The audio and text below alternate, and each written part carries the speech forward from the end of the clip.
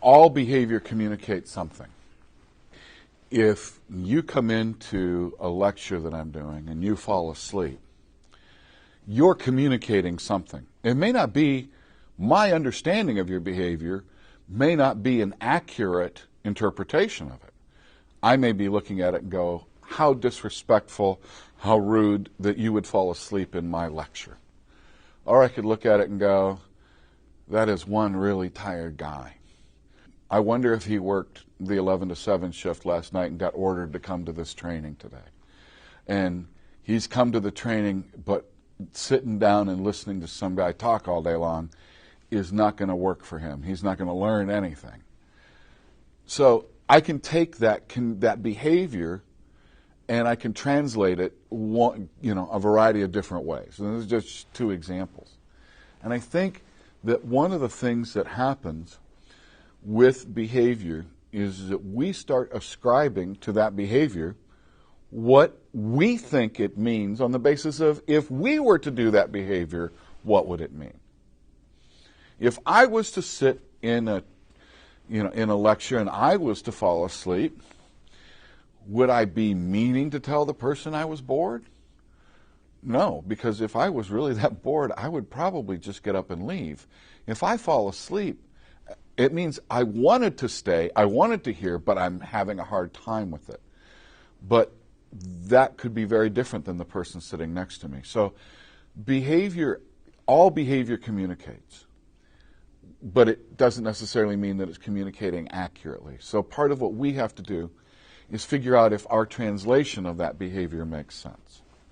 I've had so many experiences with people who have had significantly complex behavioral challenges that have tried to explain to us with their behavior what they were trying to accomplish.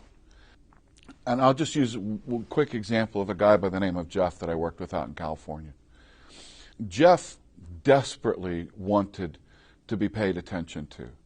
Jeff needed attention.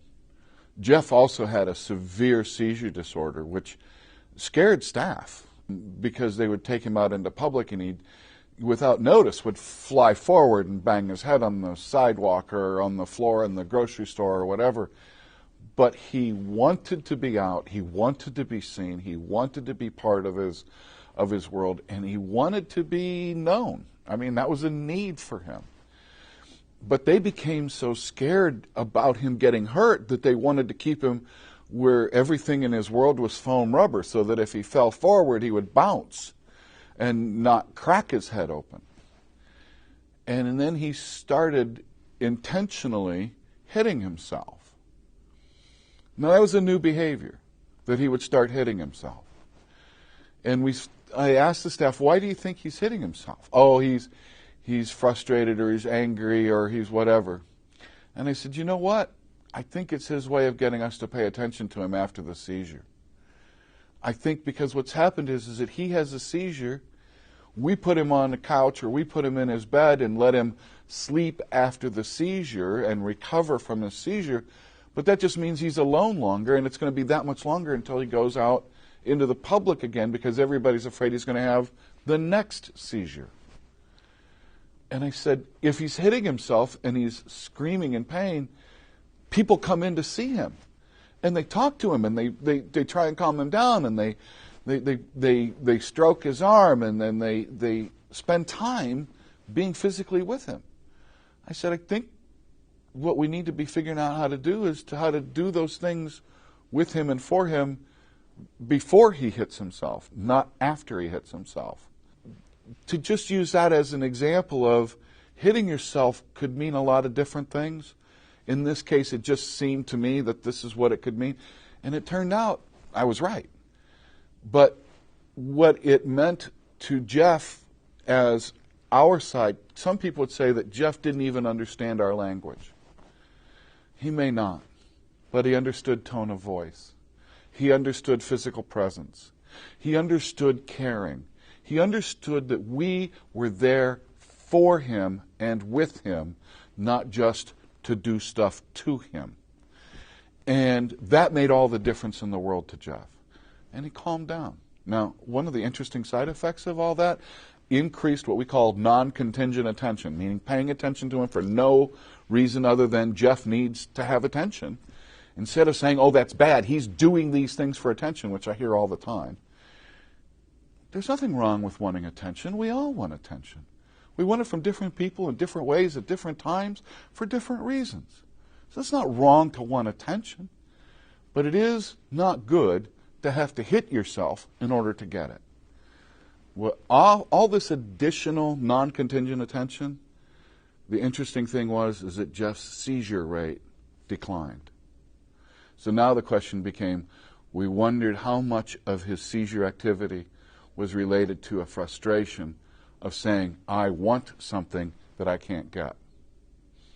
So that's an example. But the bottom line is that I think it's important for us to understand that when somebody's doing something, there's usually a reason for it, and not just to minimize it or to blow it off. And to pay attention the same way we would to anyone else's words. What are they doing, and does it mean something I should be responding to? Compassion and empathy are fundamental elements of being able to do this work the right way. Without compassion and without empathy, and empathy is not the same thing as sympathy. Compassion is not the same thing as sympathy. It's not about feeling bad for somebody. It's about caring, that's compassion, caring about how somebody else is feeling, and the empathy of, I'm trying to understand what it means to you. Without compassion, without empathy, you are not going to be able to do this job well, because then you're just trying to treat lab rats. And these are people. They're not lab rats. You know, the cold, distant scientist doesn't need to care how they feel. We do.